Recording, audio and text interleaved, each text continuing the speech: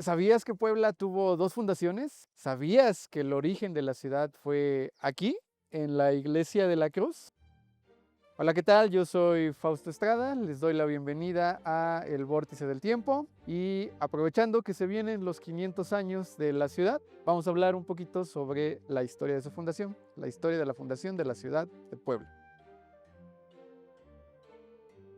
El 16 de abril de 1531 es la fecha oficial en que la ciudad de Puebla se fundó. Cuenta la tradición que en esta zona de la ciudad, actual barrio del Alto, aquí abajito de lo que actualmente es la Iglesia de la Cruz, se llevó a cabo una misa y con esa misa pues empezó el desarrollo de nuestra ciudad. Sin embargo, antes de llegar a ese 16 de abril de 1531, hay que explicar unas cuantas cosas que sucedieron antes. Verán, en 1530, el obispo de Tlaxcala, Fray Julián Garcés, va a empezar a darse cuenta de una problemática que en aquel momento era pequeña, pero que si no se ponían a trabajar se podía volver algo grande, complicado de resolver. Resulta que cuando Cristóbal Colón llega a las Américas y posteriormente Hernán Cortés descubre estas tierras y derrota a México Tenochtitlan, el rumor, la noticia de grandes extensiones de tierra con recursos naturales, de complejas civilizaciones, va a llegar al viejo mundo, específica a España, de donde ellos venían, y va a correr como la pólvora. Y muchos españoles van a empezar a llegar a este lado del charco, a intentar hacer las Américas, como se le conocía en aquella época. Sí, algo muy similar al famoso sueño americano que persiguen muchos compatriotas intentando conseguirse un mejor futuro. Bueno, más o menos lo mismo, pero hace 500 años y con españoles, ¿va? Solo que ellos no le decían sueño americano, le decían hacer las Américas. Así las cosas, muchos españoles van a empezar a llegar al Caribe primero, a esta parte que conocemos como México actualmente, la Nueva España en aquel entonces. Sin embargo, pese a la riqueza de la tierra, pese a las poblaciones conquistadas, sometidas ya bajo el yugo español, no había posibilidades de desarrollo para toda esta masa de gente que empezaba a llegar a estos territorios. Y empezó a surgir una problemática, pues algunos grupos de españoles empezaron a vivir entre los indígenas sin ton ni son, básicamente sin tener nada que hacer, y Fray Julián Garcés va a ser uno de los que se va a dar cuenta justamente de este problema. Si a eso le sumamos que también muchos españoles, atraídos por estas noticias de conquista, de victoria de sus compatriotas sobre los pueblos indígenas, pues van a llegar aquí bastante sobrados de actitud, con esta intención de que yo no voy a trabajar porque no lo merezco, porque nosotros somos, a final de cuentas, quienes derrotamos a los indígenas y entonces ellos son los que debieran de trabajar para nosotros. Entonces, si sumamos, digamos, estos dos elementos a la ecuación, pues creo que es bastante claro alcanzar a ver lo que Fray Julián Garcés vio en su momento por ahí de 1530. Y va a ser a partir de este momento, sí, a partir de este momento y con este contexto, no tanto el sueño, sino este contexto, que Julián Garcés va a empezar a pelotear la idea y a comunicar la idea de que era necesaria un núcleo poblacional, una ciudad exclusiva de españoles, que sirviera como válvula de escape ante esta problemática, que fuera un lugar de refugio, una nueva oportunidad para estas masas de españoles que empezaban a llegar y que les estaba costando trabajo, digamos, acomodarse. En ese contexto es entonces que se empieza a construir la idea de la fundación de una ciudad. Así las cosas y con este contexto, para finales de 1530, principios de 1531, van a empezar a llegar los miembros de la Segunda Real Audiencia. La Segunda Real Audiencia, haciendo un pequeño paréntesis, fue la autoridad encargada de gobernar los reinos recién conquistados por Cortés y sus huestes. Antes de la llegada del primer virrey de la Nueva España, quien ejerció el cargo de gobernar estos territorios fueron precisamente ellos, que sería una especie como de tribunal jurídico, pero con este contexto especial se le dieron mayores atribuciones justamente para poder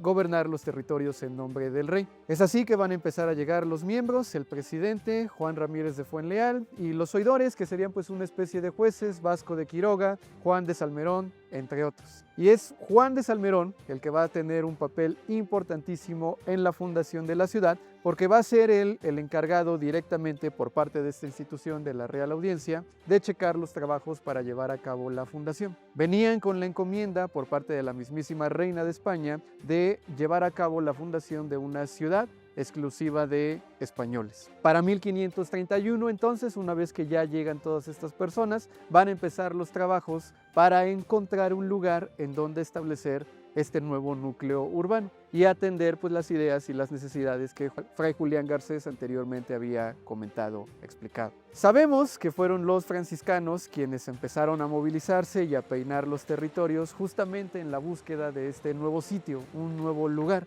La encomienda por parte de la corona decía que tenía que ser una posición estratégica, que estuviera cercano a diferentes pueblos indígenas y que los territorios en donde se iban a establecer fueran aptos para la labranza. Con base en estas características, los franciscanos, encabezados por Fray Toribio de Benavente, van a empezar a buscar pues, justamente el lugar idóneo. Por parte de la audiencia van a elegir a Hernando de Saavedra, corregidor de Tlaxcala también, para que apoyara justamente con estos trabajos en búsqueda de este nuevo lugar. Y lo van a encontrar aquí, en lo que actualmente es la ciudad de Puebla para nosotros, que en aquella época se llamaba Cuetlaxcuapan, el lugar donde las serpientes cambian de piel. Es el lugar que van a elegir ellos para llevar a cabo esta fundación. Es así como llegamos pues finalmente a este sitio, en donde, como comentaba anteriormente, se lleva a cabo la misa fundacional de la ciudad. Aunque el 16 de abril de 1531 es la fecha oficial, con toda seguridad ya hubo gente desde antes trabajando para empezar a adecuar, digamos, los terrenos,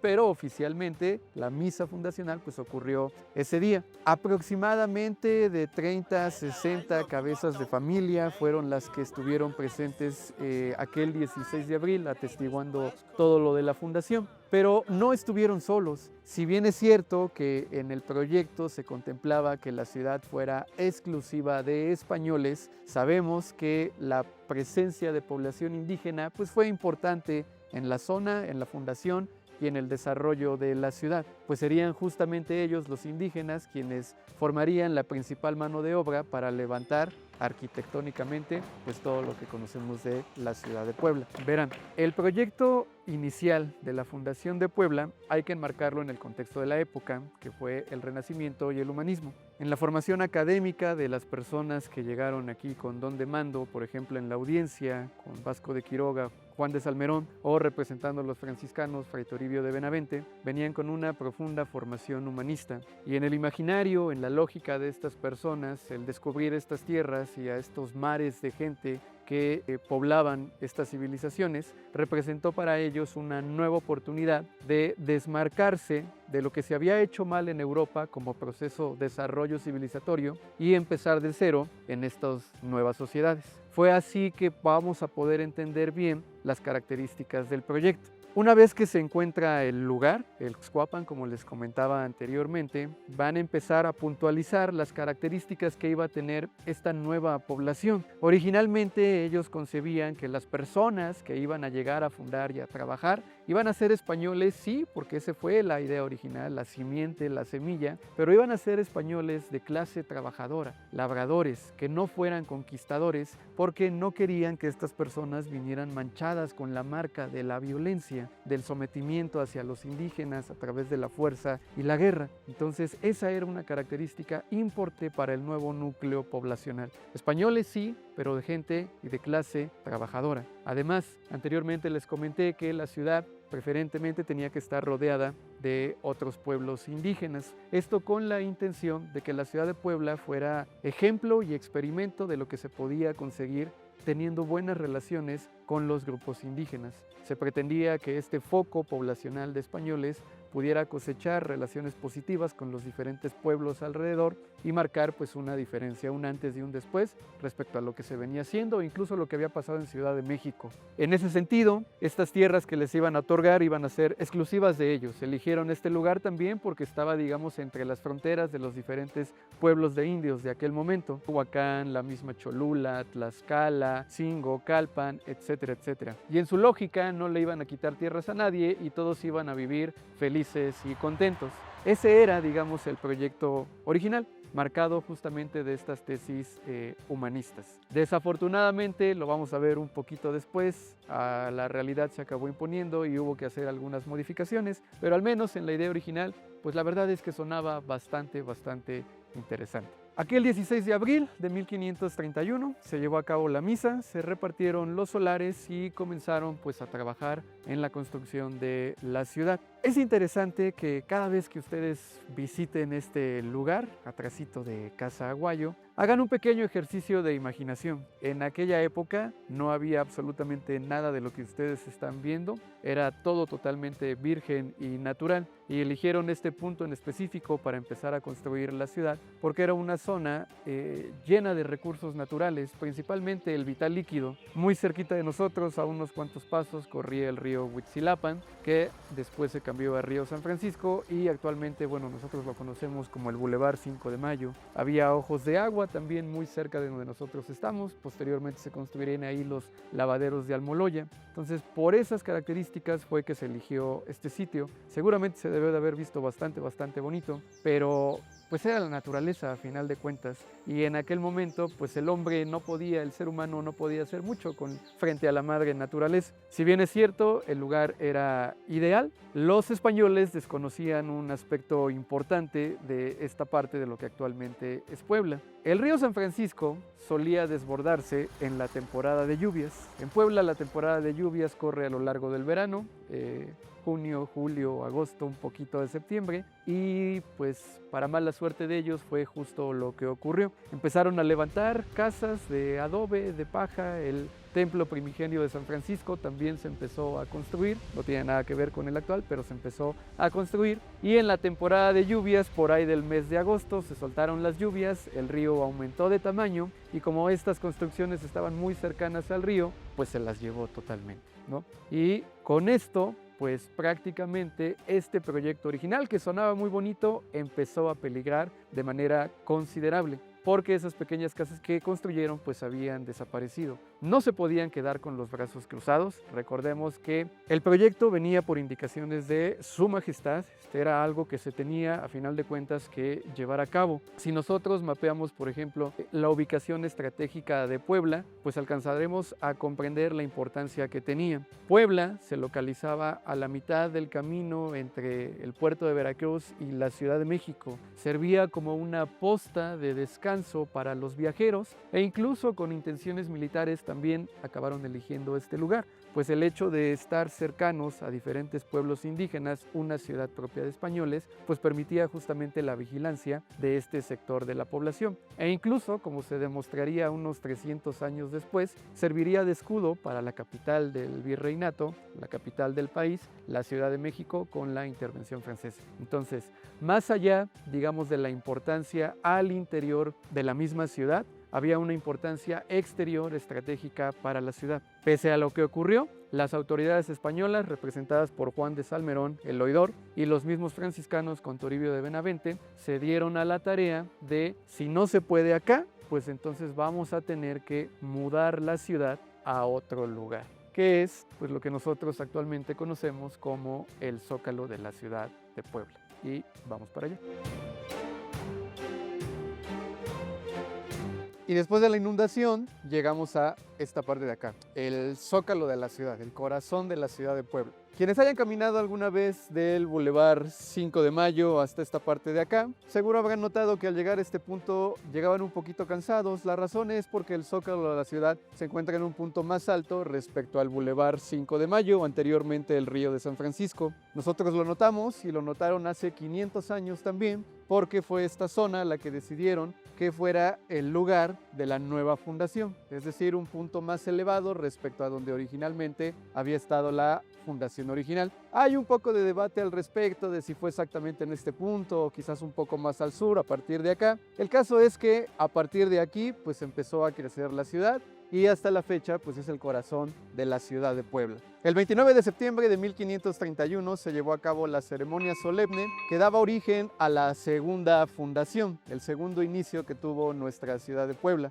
De entre los 30 a 60 cabezas de familia que hubo en la primera, ahora solo quedaban aproximadamente unas 33 cabezas de familia. Se hizo una repartición de solares, se trazaron las calles, y justo a través de la traza de las calles podemos darnos cuenta, apreciar 500 años después, pues la importancia que se le dio a este proyecto de fundar una ciudad de españoles. A diferencia de muchas o todas las ciudades medievales, la traza urbana de muchas ciudades en estas nuevas tierras atendió justo a parámetros reticulares, es decir, líneas de 90 grados perfectos que pudieran comunicar y acelerar, pues digamos, los flujos de comunicación al interior de la ciudad. La ciudad de Puebla es un perfecto ejemplo justo de esta traza reticular, donde al menos en el primer cuadro de la ciudad podemos observar esta regla básica de los 90 grados, en el contexto del humanismo y del renacimiento de aquel lejano siglo XVI. Sin embargo, después de esta segunda fundación, no ocurrió todavía el final feliz de la ciudad.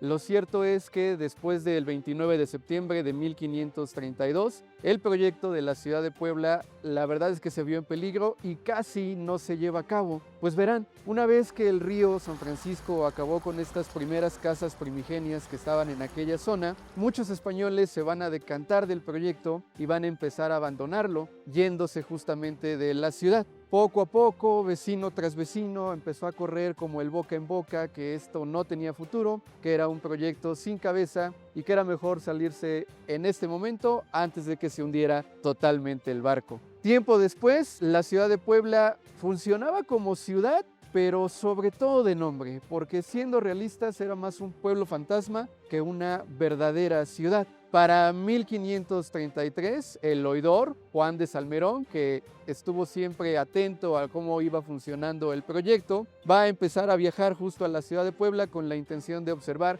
qué es lo que estaba sucediendo y se va a dar cuenta de este panorama bastante sombrío. Va a hablar con los frailes franciscanos de justo qué es lo que estaba pasando y van a tener que resolver entre todos, franciscanos, Real Audiencia, autoridades, porque el proyecto se estaba yendo a pique. Y recuerden que desde la mismísima reina allá en España, ellos llegaron con la encomienda de fundar una población de españoles y no podían quedar mal con la jefa, así que tuvieron que ponerse las pilas entre todos para sacar adelante este nuevo proyecto. Con este contexto adverso, franciscanos y la audiencia representada por Juan de Salmerón, como les comentaba, tuvieron que resolver y desafortunadamente o afortunadamente, no lo sé, supongo que depende de la perspectiva, la realidad se acabó imponiendo a la utopía. Como les comentaba anteriormente, estas características muy particulares, muy puntuales que habían delineado el proyecto original, de que no tenía que haber conquistadores, de que tenían que llevarse bien con los indígenas, entablar buenas relaciones, este grupo de españoles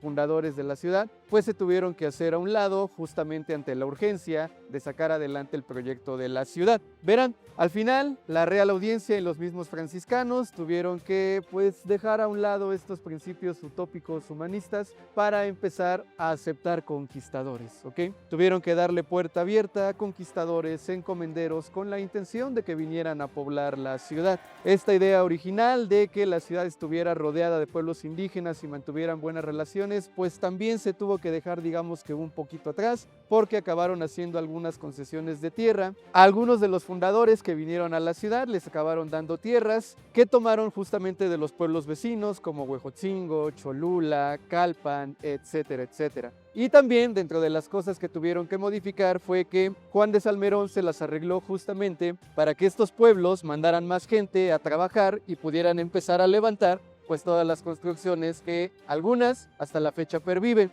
Otras de las cosas que tuvo que hacer Juan de Salmerón es que tuvo que cabildear con las autoridades españolas para otorgar algunos tipos de beneficios de corte económico y efectivamente los consiguió. Durante 30 años, los primeros 30 años después de la fundación, los primeros habitantes de Puebla fueron exentos del pago de la alcabala. La alcabala, haciendo un paréntesis cultural, por favor no me vayan a funar porque voy a simplificar aquí demasiado, era una especie de IVA moderno para nosotros que se cobraba en operaciones comerciales, ¿va? Y los pobladores estuvieron exentos pues justamente durante 30 años. Y entonces sí, después de todas estas concesiones, premios, regalos que consiguió Juan de Salmerón, franciscanos, los digamos líderes del proyecto, pues la Puebla finalmente se empezó a poblar o a repoblar otra vez, porque efectivamente empezaron a llegar aquellas familias que se habían decantado del proyecto, que lo habían abandonado porque no le veían mucho futuro, comenzaron a regresar e incluso nuevas personas también comenzaron a llegar a la ciudad. En 1533, entonces, es cuando podemos observar la ciudad finalmente empieza a despuntar. Con estas reformas que tuvieron que hacer al proyecto original, más gente va a caer y el proyecto de la ciudad de Puebla se va a empezar a consolidar. Podemos hablar entonces de que la ciudad de Puebla no solo tuvo dos fundaciones, sino que tuvo también una especie de reinicio marcado en este 1533 con todos estos cambios que hubo en el proyecto. Un año después, en 1534, el oidor Juan de Salmerón va a regresar nuevamente a España y con la salida de Juan de Salmerón, la tutela de la segunda audiencia va a terminar también sobre la ciudad de Puebla. Para 1534, el oidor Juan de Salmerón va a abandonar los territorios de la Nueva España, va a regresar otra vez a las Europas y terminaría entonces la tutela directa de la segunda Real Audiencia sobre la ciudad de Puebla. En ese año había poquito más de 80 cabezas de familia ya instaladas en la ciudad que le estaban dando forma a lo que nosotros actualmente conocemos como Puebla y sobre todo nuestro Zócalo. Los vecinos principales, aquellos que estuvieron en la primera o en la segunda o en las dos fundaciones, se encargaron de repartirse justamente el primer cuadro de la ciudad. Muchos de esos 80 cabezas de familia, unos 35, eran conquistadores. ¿Cómo cambian las cosas? ¿Cómo pesa la realidad? De este proyecto original acabaron aceptando a 35 conquistadores encomenderos. Y terminaría entonces así, después de estos datos, la etapa fundacional de la ciudad de Puebla, de acuerdo a lo que nos comenta la historiadora Julia Hirsch. Y hasta aquí con la historia de Puebla. Ahora coméntame, ¿conocías lo que te acabo de platicar? ¿Tienes algún otro ejemplo de una ciudad que pueda presumir de dos fundaciones y una especie de reinicio? Si la conoces, por favor, déjanosla en los comentarios. Y si te gustó el contenido de este video, pues mucho te agradeceremos que lo llenes de amor. Ya sabes, dale like, comenta, compártelos con todos los que conozcas o crees que les pueda gustar. Síguenos en nuestras redes sociales, en Ambas Manos al Aire o en Vulgata, donde estamos haciendo contenido de divulgación. Yo soy Fausto Estrada, esto fue El Vórtice del Tiempo. Muchas gracias, nos vemos a la próxima.